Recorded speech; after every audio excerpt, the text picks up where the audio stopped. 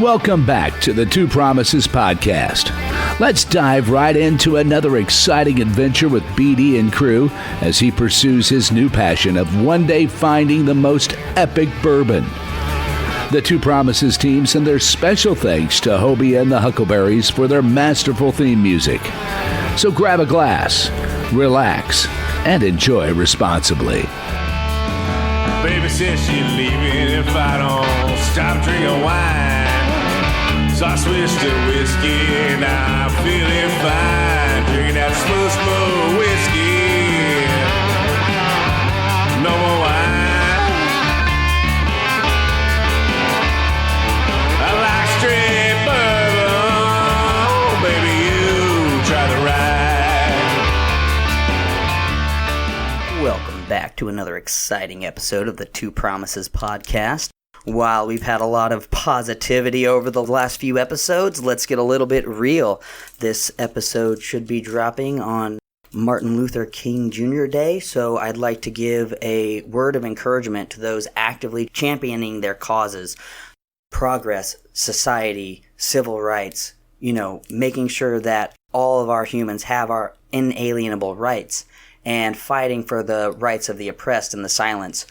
So I just kind of want to talk about some martyrs and how we kill our own progress a lot of times, even whenever sometimes we feel like or believe that we are, in fact, doing the right thing.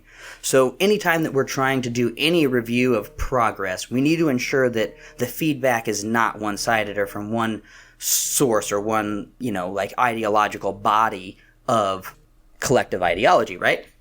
So let's just kind of bring it around. I recently got to go shopping with my mom. I got more shoes, I think, than I've ever had in one time in my life. And it was really exciting, really fun. For those of you that know me, I'm not really a shopper. I'm not really a shoe shopper.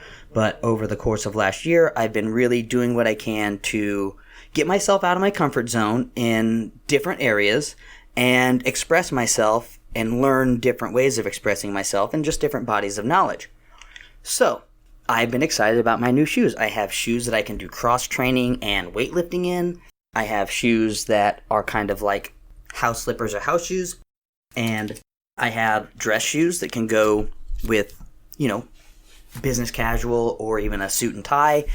And I also have some more beachy hey dude shoes. So it's been really exciting. So I want to talk about a cause. I want to talk about a demographic of people whose voices maybe are not really being heard, even if we think they are, even if there's, lip service given to them or, we're doing what we can or we say we're doing what we can, but let's just kind of peel back the onion a little bit. So I'm excited about my shoes. And it's a fun experience. And a lot of times it's those small things that we really do need to treasure and we need to value. But again, whenever we're talking about progress, we can't just have that one-sided view. So last week we talked about the quote. I will read it again real quick. From watch your thoughts, for they become your words. Watch your words, for they become your actions. Watch your actions, for they become your habits. Watch your habits, for they become your character. And watch your character, for it becomes your destiny. What we think we become, my father always said that. So I read a little different version of that, and that comes from a 2011 biopic about Margaret Thatcher titled The Iron Lady. And here Meryl Streep is speaking as Margaret Thatcher. So I bring that up to do a counter statement. So I said Lau Tzu has been attributed to that, but also Margaret Thatcher and also all these people. So I'm not here to debate who said it first, but how to illustrate, but I'm saying it to illustrate how voices can be silenced, misattributed, misquoted, misreferenced, etc. Because that brings us back to this memorial episode. I'd like to give a memorial episode for my friend Dale Dawson. He was a Vietnam-era airedale. He worked on air platforms and also on the USS Midway throughout different times of conflict, Vietnam in particular. I believe, and he also helped restore the Midway and a lot of other traditional aircraft after he was out of the service. He was a friend of mine I met at Point Break, and he helped me out on my boat a lot of times, actually, whenever I was having trouble finding reliable help. So this is kind of, okay, so we got Dale. So I met him there at Point Break, great guy. He helped me out a lot whenever I was in a pinch. So I want to kind of we talked about Forrest Gump, right? Forrest Gump. In the intro scenes, he's sitting there waiting for a bus. You've got the feather floating, I believe, and then he's sitting there. He has a young lady sitting next to him, and he strikes up a conversation. Them's looks like some comfortable shoes. I bet you could walk all day in a pair of shoes like that and not feel a thing. My feet hurt. I bet if I tried real hard, I could remember my first pair of shoes. Mama says they's my magic shoes. She said they'd take me anywhere. And we start the movie. So this episode of the Two Promises podcast so Forrest Gump, my bad, and I guess this episode really is kind of a cautionary tale of blind courage in the midst of political and social turmoil, trying to do the right thing for the right reasons, potentially being misguided or manipulated or whatever, and kind of how things can kind of, life takes its turn, right? So it's a classic. So this memorial might as well come from a man who has traveled many miles, and in Forrest Gump, he's telling the story from someone who'd been there, been all over the world, competed in the Olympics, traveled many miles, ran the width of the country, and could very well appreciate quality footwear. And since this is a mental health podcast, I think it's very important that we also address some of the hidden killers for not just our veteran population, not just our homeless population, but really in society at large. But to illustrate the dynamics, I am using this story of Dale Dawson and his long-term struggle with the Veterans Affairs Administration, being a Vietnam vet coming to an America who completely disowned him and completely, just trash talked them. And we talked, hey, we can't let history repeat itself. We need to make sure that the people who, fight for our country or who are on the front lines, be it healthcare, be it, police, be it the, our fire departments, whatever these workers are, these civil workers are that are working to kind of help, further the common good. And again, I'm not talking about corruption. I'm not talking about those who are not trained and not doing their job the right way, that are not professional. I'm talking about the institutions at large and why they exist and what they are there for. So let's get back to the hidden killers and my friend Dale. So we've spoken about how with Sgt Palmer and how he cautioned veterans who are seeking help in different times if they are having crisis and, they don't have any other places to turn to and they know that they do have veterans benefits, so they go to the VA. A lot of times the first line of defense, according to Sgt Palmer, is just throwing as many drugs at them, right, to try to get them to where they are maybe not right in their right frame of mind, because that's an easy button. And a lot of times, unfortunately, whenever you're treated as a number or whatever, and you finally got access to the benefits and people don't want to pay it because of whatever reason, or they're trying to make money off of pharmaceuticals or whatever, I'm not kind of saying why or what, but what I'm saying is a problem exists. So that has been a cause of multiple different things. And we've talked how suicides are trackable through the VA more so than regular EMS things. So it's much easier, so that's why it is a metric that can kind of trend suicides in American society at large. And if they can't get you with the pills, another thing is paperwork and endless bureaucratic loops that lead you on for decades and keep you from receiving the benefits that you're entitled to, as is the case with Dale. And every time that I talked to him, whether I'd be coming in from deployments or whatever, he would say, well, I submitted this, or I went into this one, and, I can get this treatment, but I'm still not getting the money that is, on back pay or whatever. And so he's going through a struggle, and we're working together, on my boat, and we're just having, beers together occasionally, and I'm buying him a meal or whatever it is. I'm hiring him to do some odd jobs for me, or we're just being buddies and hanging out. So this is kind of Dale's story and our story. So, and a reason that Dale was another thing that I want to just give great kudos to him is, while I'm struggling to find reliable mechanics in San Diego, which is a very military town, they say, oh yeah, we're vet friendly, all that kind of stuff, and yet whenever I try to get work done, they don't do the work. I deploy, they say they do it, I've been paying them, and then now I'm still holding the bag. So, but good old trusty Dale, he was always there. He could, if he wasn't, he knew when he couldn't work, and whenever he could work, he was there and he was reliable. Just an incredible person. So leave it to a guy who literally patched up airframes with bubble gum and duct tape, and because that's what they had. That's all they had to get their boys home and actually get things done. So, and he was the one that did it.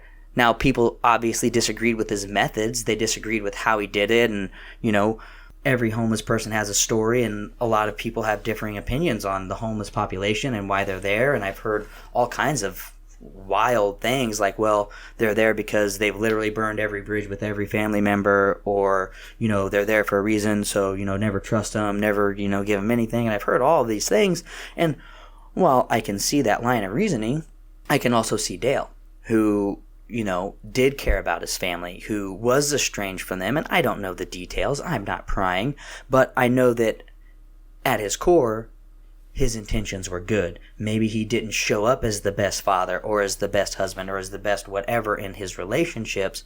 But, as time goes, as we change, as we develop, and as we go through our own personal struggles, that's really the incubator for our character. And that's really how we're kind of refined and how we show up and how we respond. So again, we're talking about Dale. So he was estranged, and he was always talking about the battles, and he finally got a settlement from the VA a few years ago. And the first things he did was he settles his debts with his friends. Anybody that had been floating him loans recently, or, that was keeping tabs or anything like that, he settled his debts. He bought some new shoes and bought some drinks for everyone in the bar, just celebrating. He was super excited. Now, I was overseas, I believe, at the time, or at least I was not in the area, and I wasn't there for the party. I wasn't there for the great celebration. And, well, long story short, his life's finally coming together. He's got that cloud of elation. He's, and different people feel differently about money. Some people, if you want to look back at, say, post-Napoleonic era France, whenever it came to merchant classes, or at least in romantic literature, the Count of Monte Cristo, that was why the trading company of Morel and Sons, the patriarch of the family, almost committed suicide over debts that he believed were unpaid. While he had a great support network of a loving family and people who would weather the storm with him regardless, because of the status of honor in that culture, in that era, at least how it's romanticized, was if the bills are due and you can't pay your debts, well, it's better just to walk away and not be a burden on, your family or whatever, because you're a failure, right? So again, I'm just talking about perspectives, different frames. So he's excited. He settled his debts. I don't know how he felt about money, but I do know that he was glad that he was able to have resettled the balance, because I know him. So life was finally coming together in his very homeless golden years. Well, on his walk home that night, he stepped off the curb the wrong way and he cracked his skull and was in the hospital until they pulled the plug. He never recovered from the intracranial brain hemorrhage. Speaking with coroners and other emergency medical providers and my knowledge of emergency medicine and brain hemorrhages, it's been kind of concluded through a lot of research or just knowledge that this is an extremely common way for homeless people to die. So if we're looking at hidden killers and how, populations of people who have been working hard, trying to do the right thing, trying to get back, trying to be productive members, trying to contribute, but they've been meeting so many barriers over and over and over again and so much resistance, regardless of the good intentions, their voices being silenced and not being able to rise above, regardless of following the right paperwork, regardless of whatever. And I'm not trying to compare any experiences. I'm, again, telling an illustrative story. So he was familiar with that route, whether it was to his bush, to a boat that he was crashing on, to a place, or whatever. And a lot of people were very concerned that maybe he had fallen in the water, because sometimes he stays out on a boat in the mooring ball, and being that inebriated, that they were kind of concerned for him to be able to get home safe. But it turns out he was actually in the hospital because he'd been found unconscious on the side of the road. So while a lot of these homeless people, once they get their new shoes or whatever, they're familiar with their routes. They're familiar with their different levels of inebriation, whether it's alcohol, drug-induced, whatever, but they're not always used to the new soles of the shoes being higher. That raises their center of gravity, and also the grip and traction can be a lot of time different whenever they're used to wearing the same shoes for such a long period of time. So stumbling and falling, especially on uneven pavement, roads and sidewalks, is an extremely common way for homeless people who are kind of getting back on their feet or getting kind of new shoes can die. So many people and veterans just ultimately die untimely deaths right as the tides are kind of sweeping back in their favor. So I just kind of want to throw out a public service announcement. I want you all to stay very safe in this new year. I want you to plan ahead. I need to remind myself multiple times as well. I catch myself getting complacent. I catch myself not keeping the right balls up at the right time. But wear weather appropriate attire. Take a look, make sure you know how long you're staying out, what you've got going on. We talked last time about driving safety, not drinking and driving, wet roads, icy roads, black ice, but even just walking. What if your car does break down? What if you have to walk? How far can you go?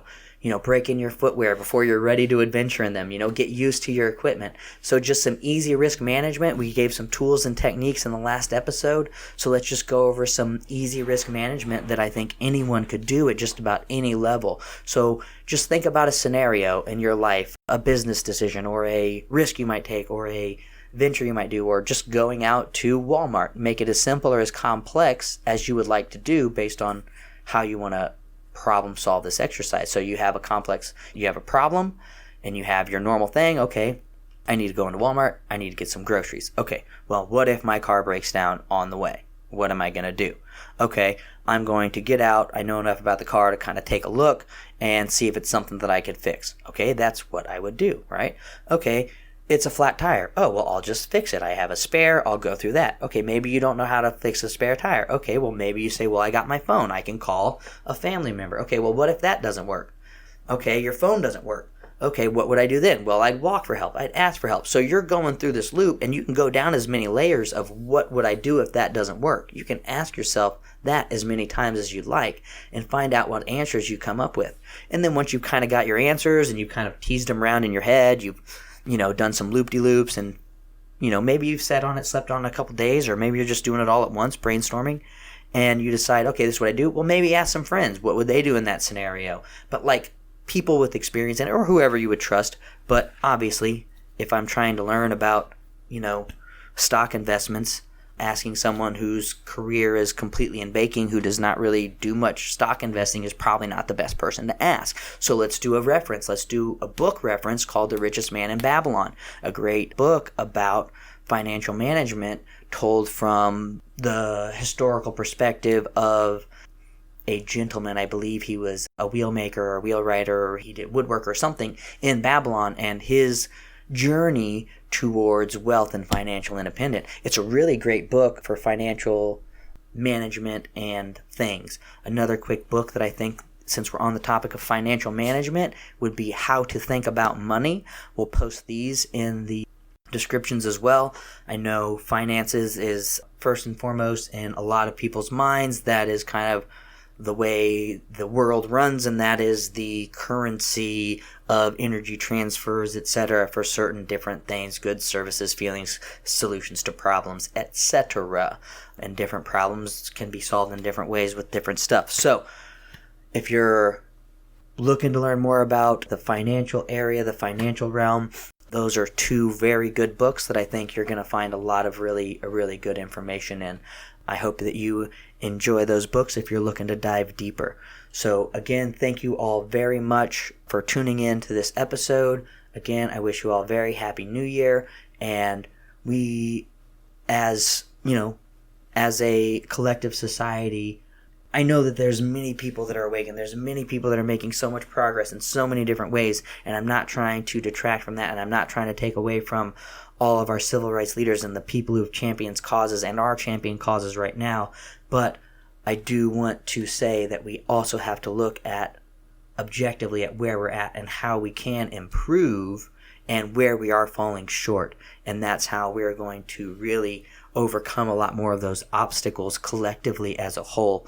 So again, thank you so much. Thank you for tuning in. Thank you for taking the time to be here. Just the fact that you're listening to this episode, just the fact that you clicked, that you subscribed, that you downloaded, that you did any of that you're following me on social, shows me that you are an active person, that you care about, you care about progress, you care about mindset, you care about healing. You care about healing yourself and others, and positive intentions and progress and productivity and motivational psychology. And you really, truly are the cream of the crop. You are, just from being here, you are the top percentile of anyone, really, because you are investing in yourself. You are here, you are showing up, you're downloading, you're subscribing, you're listening.